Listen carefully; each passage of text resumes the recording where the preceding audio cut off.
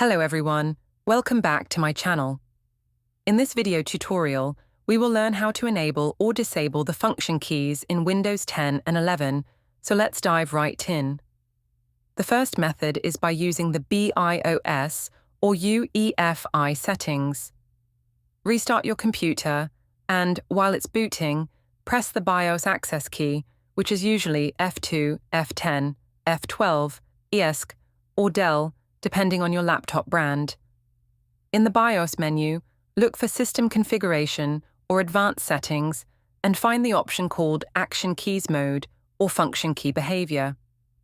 You can then change the setting to Enabled, which allows you to use the function keys without pressing Function Key, or Disabled, which requires you to press Function Key along with the function keys. Save the changes and exit BIOS, and your PC will restart with the new behavior.